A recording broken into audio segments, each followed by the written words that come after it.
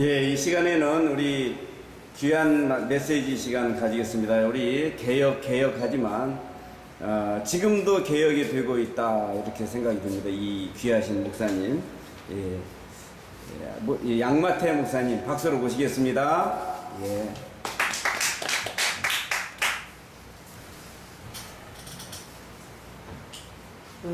마태복음을 전적으로 책임감 있게 증거하기 위해서 성은 양가고 양명광이지만 양자만 떼가지고 양자는 괜찮아요, 그죠? 어린 양자니까. 그래서 양마태라고 이름을 지어서 몇 년 동안 또 거기다가 예수 오경, 예수 오경도 누가 말한 일이 없어요. 제가 처음 이것을 주장한다고 생각하는데 이것은 틀린 게 아닙니다. 모세 오경보다는 지금은 예수 오경 시대라고 봐야 됩니다. 지금이란 것은 이제 많이들 쓰는 이 말세, 예수님이 오신 것도 구약 말세에 왔습니다. 구약 만물이가 됐습니다. 예수님 오심으로 예언이 이루어진 만물이었습니다. 그 만물이 교회가 사도행전 교회입니다. 예수님이 세우신 교회는 오순절 성령 세례받은 12제자의 교회입니다. 그것을 망각하는 교회는 교회가 아닙니다.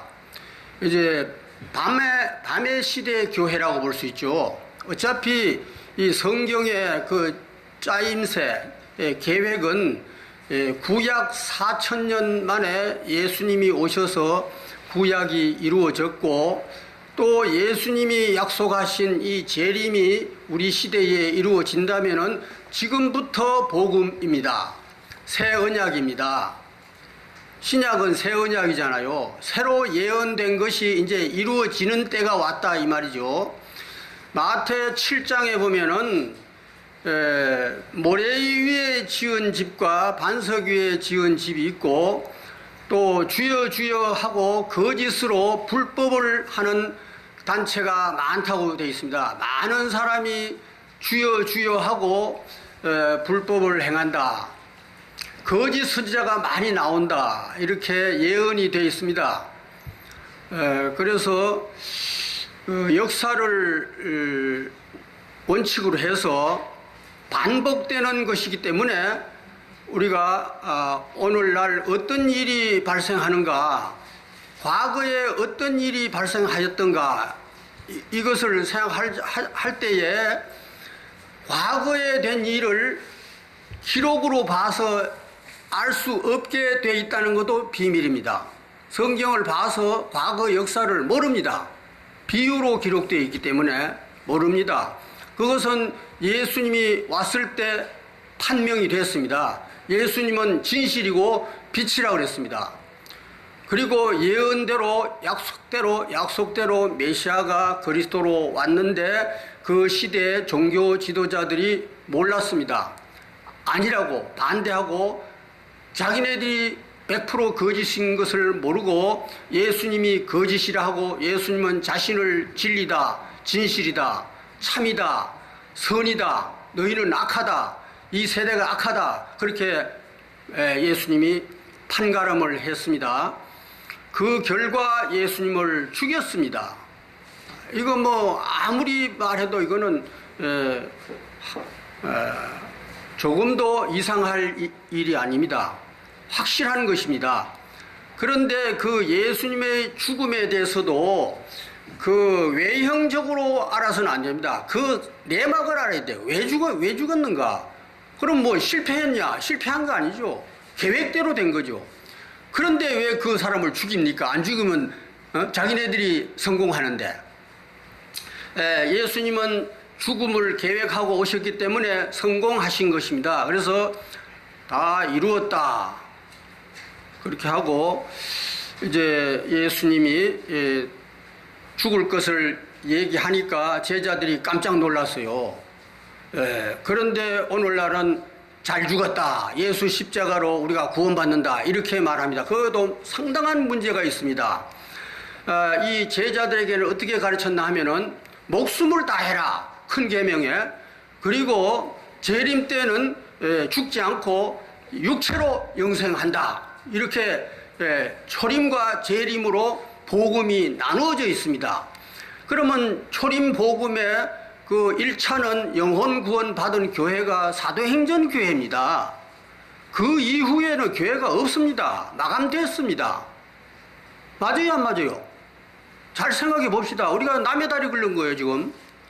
지금 복음은 우리 시대가 우리가 정말 각성하고 바로 믿고 마태복음을 제대로 보고 그 선지자적인 입장에서 봐야 돼요. 그냥 우리가 뭐 신학 박사니까 우리는 안다. 그렇게 하면 안 되는 거죠. 예수님 당시에 율법사가 그걸 알았습니까? 예수님에게 와서 물었지 않아요. 그러니까 선지자의 그 자격이라는 건 달라요. 거짓 선자가 많다고도 돼 있어요. 자, 이것을 우리가 성경에 있는 것을 그대로 우리는 잘 생각해서 뭐 우리는 착각할 필요가 없어요. 실수 안 해도 될 실수를 왜 하느냐고요.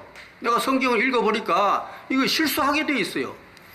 그래서 너무 아는 체 하는 것이 큰 병입니다. 예수님 때에 요한복음 9장을 보면은 제자들도 잘 몰라가지고 저 젊은 청년 소경이 본인 죄입니까? 부모 죄입니까? 이렇게 물었어요. 그 잘못 물은 거예요. 예수님이 둘 다 아니라고 그랬어요. 이게 죄에 대해서도 전혀 모르고 있습니다.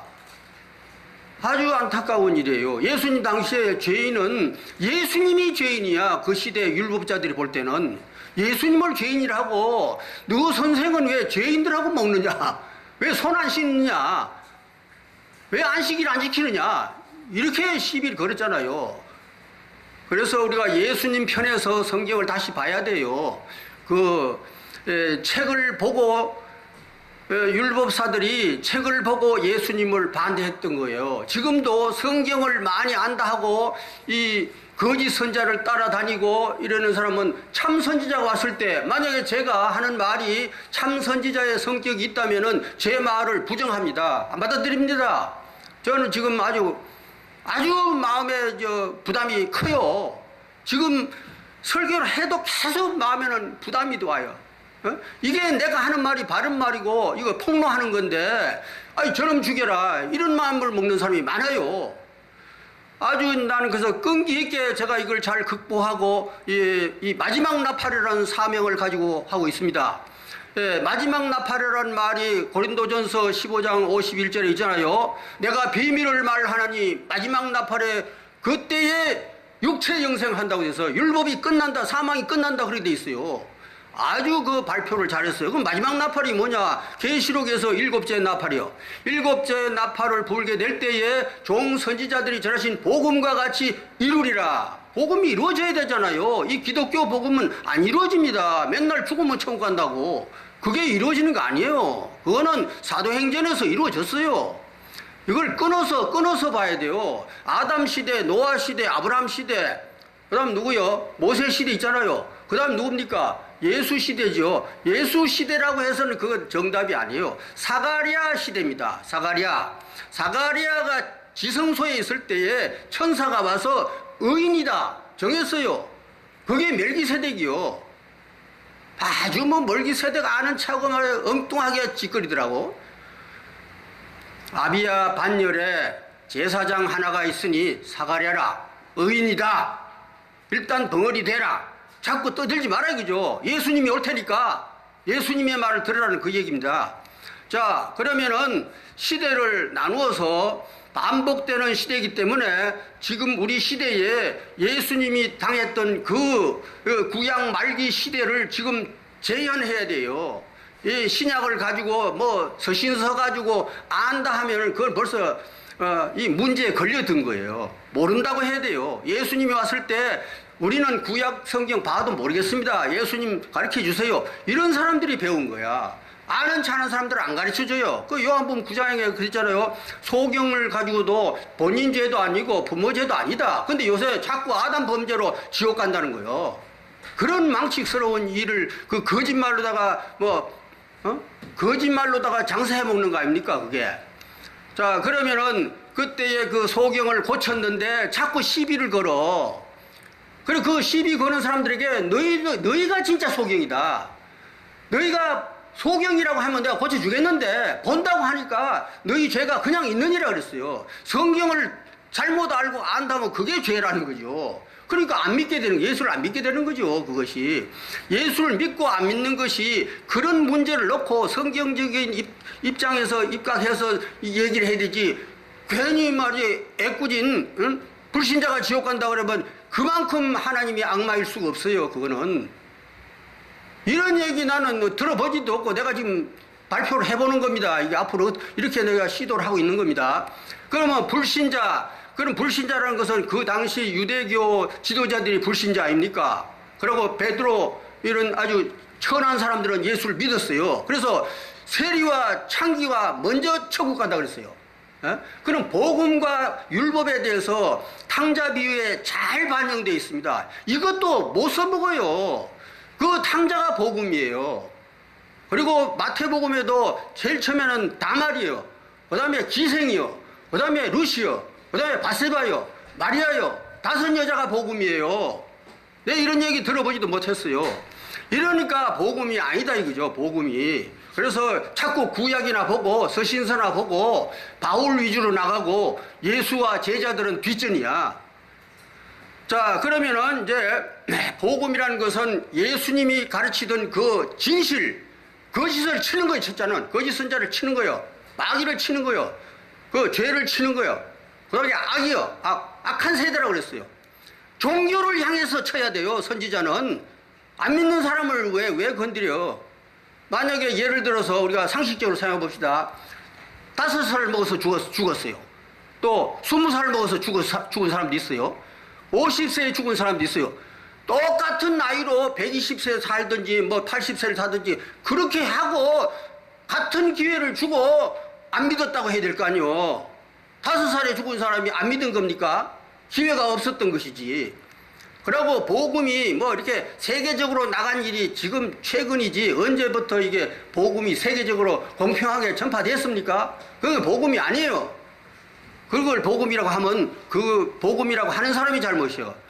복음이 아닌 것은 죄가 아니에요. 그걸 자꾸 악용하는 사람들이 죄지. 하나님이 전파하지 않았는데 어떻게 알아요?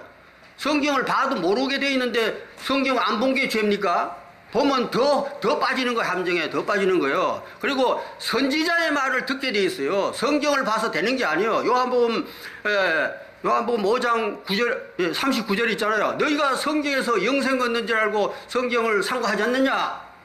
그 성경이 나를 믿으라고 그렇게 기록되어 있는 거야. 왜 나를 안 믿느냐 그랬어요. 그러니까 선지자가 중요한 거예요. 거짓말하는 선지자 말고 참 선지자. 예수님이 각본이잖아요. 예수님이 견본이잖아요. 그리고 그 전에 내려오는 아담, 노아, 아브람 전부 의인은 한 사람씩 하나님이 정했어요. 그럼 예수님 때는 사가랴로부터 다시 사가랴가 아담격이요. 한 세트씩 이것을 패러다임이라고 그런다 그래요. 영어로 패러다임. 이 패러다임으로 정해서 그 패러다임에 한 사람의 아버지가 있고 2 아들이 있잖아요. 그럼 외부의 세력은 또 뱀이야. 덜짐승 뱀이 있어요. 그럼 그 위에 올라가 보면 천사와 마귀가 있어요. 하나님은 천사 편이고 마귀는 뱀, 덜짐승 뱀이라고 그랬잖아요. 그러면 이 천사가 둘로 나눠졌으니까 그것도 형제간 아닙니까? 영적으로 땅에서는 2 아들이 형제가 원수가 돼서 살인했지 않습니까? 가인과 아벨이 살인했지 않습니까? 예수님과 형제 관계 누굽니까? 마태 21장에 분명히 있어요. 농부가 상속자를 죽였다고 기록이 되어 있어요. 그리고 재림 때는 보복하기로 되어 있어요. 이런 전체 파악이 돼 있어야 되지 중간에서 자기 교파 만들고 자기 교리 만들고 이 오합지졸이에요. 이거는 혼돈공허 흑암이에요. 그래서 흑암이라야 맞아요. 이 교파가 많은 것은 흑암의 시대예요. 예수님도 그 흑암의 시대에 400년 흑암의 시대에 예수님이 빛으로 오신 거예요. 시대로 논아야 돼요. 그럼 예수님 시대는 사가랴예요. 대표가. 자, 그래서 예수님 탄생에 대해서도 지금 아주 엉터리로 알고 있어요. 예수님의 육체적 신분을 모르고 있어요. 성경 룰에 맞아야 돼요. 그래서 제가 사가랴를 멜기세덱이라는 것까지도 암시적으로 제가 알았습니다. 그리고 탕자 비유에서 두 아들, 이게 가인과 아벨입니다. 율법과 복음입니다. 이게 순수하게 알아야 돼요. 뭐 학벌 따지고 뭐 무슨 유명한 신학을 나오고 내보고 어느 신학 나왔냐고 그래요. 그리고 그 사람이 묻는 사람이 내가 다시 물어보니까 뱀을 아는지가 뱀 모른대요. 아, 모른다가 아니고 뱀은 뱀이지 뭐 그러더라니까. 세상에 뱀을 모르면 예수 모르죠. 깡통이죠. 에덴 동산에서도 뱀을 모르고 자꾸 아담만 조지는 거야. 아담 탈핵하는 거야 그게. 그거는 아주 폐륜화예요. 왜 아담이 얼마나 건전한데요 아담이. 창세기 4장을 봐야죠. 4장에 다시 셋을 낳았는데 하나님이 낳게 해줬다 그랬는데, 그리고 800년 동안 여호와 이름을 불렀더라 하잖아요. 그리고 노아가 이어받았잖아요. 건전합니다 아담은. 800년이요 930세 중에서 130세에 범죄한 거, 그거는 범죄가 죄에 대해서는 한마디 하고 마치겠습니다. 의와 죄로 나누어야 됩니다. 악이 아니에요 죄는. 주기도문에도 우리가 우리에게 죄 지은 자를 사해줘, 이거는 운명적으로, 이건 죄라는 건 운명적이요. 선악과라는 것도 운명적이요. 그걸 통과해야 돼요. 그리고 아담은 회복됐어요. 셋째 아들 낳았어요. 그 살인에 대해서, 형제 살인에 대해서 예수님이 또 당했어요. 예, 재림 때에 우리가 재림 시대 어제가 우리나라 광복절 73주년이라 그러는데, 그 광복 운동을 했던 그 독립투사들이 수가 뭐 200만이라고 그래요. 그 사람들 전부 발굴해서 여성도 이제 그 팀이 있다는 거예요. 여성들도 다시 지금 보상한다고 그러고, 정말 일본은 우리의 원수잖아요. 이런 그 광복절과 같이 성경에서도 예수님의 원수가 있어요. 에덴 동산부터 하나님의 원수가 있습니다. 이것에 대해서 우리가 순국 선열에 대해서 기독교가 그걸 모르고 딴전을 피우고 있는 겁니다. 예수님의 원수를 알아야 돼요. 형제간에 왜 살인했느냐, 이거 원인이 밝혀져야 돼요. 이번에 충남도지사 무죄로 어제 발표됐대요. 그것도 또 논쟁이 또 생겨. 왜 무죄냐고. 현행 법대로 하면 무죄래요, 무죄. 이게 법에 대해서는 법에 대해서, 죄에 대해서는 법이 문제예요. 우리가 불신자를 죄인이라 하고, 우리가 기독교에서 이 복음을 말한다는 사람이 자꾸 죄를 심하게 말하면 그건 복음이 아니에요. 예수님은 현장에서 가늠한 여인을 돌로 칠까 할 때 죄 없는 자가 쳐라 그랬어요. 그래서 나도 너를 정죄하지 않는다 그랬어요. 자꾸 정죄하면 안 돼요. 그리고 어차피 죄를 통과해서 나오는 게 구원이에요. 죄를 알고 나와야 돼요. 그럼 나쁜 교회에서 나와야 돼요. 세상에서 교회로 들어오는 게 아니고 세상에서 더 좋은 교회로 찾아가요. 진주장사와 같이 값진 진주를 발견해야 돼요. 그 가짜는 전부 거짓말이요. 그럴듯하게 미끈하게 아주 사기치는 거죠. 자, 그러므로 죄에 대해서 잘못된 것을 주기도문을 통해서 다시 우리가 확인하고, 또 마지막 나팔이라는 거기에서 이제 거짓을 먼저 지적하고 회개하라는 것도, 이 목회자를 회개하라는 것이 성경의 이 신약에 있는 회개의 단어는 목회자를 향한 단어입니다. 세례 요한이 그 시대 교회를 향해서 회개하라 독사의 자식들아 그랬어요. 그 다음에 예수님이 또 회개하라 그런 것은 세례 요한이 또 함락됐어요. 세례 요한 때부터 천국은 침노를 당하나니 그러지, 또 당하는 거야, 그 뱀들에게. 그러니까 예수님이 또 회개하라 그런 거예요. 베드로가 회개하라는 것은 예수 죽였어도 회개하면 된다, 그렇게 해서 회개하라는 단어가 있고, 계시록에 와서도 아시아 7교회 사자에게 편지할 때 회개하라 그랬어요. 안 믿는 사람 회개하라는 거 아닙니다, 절대로.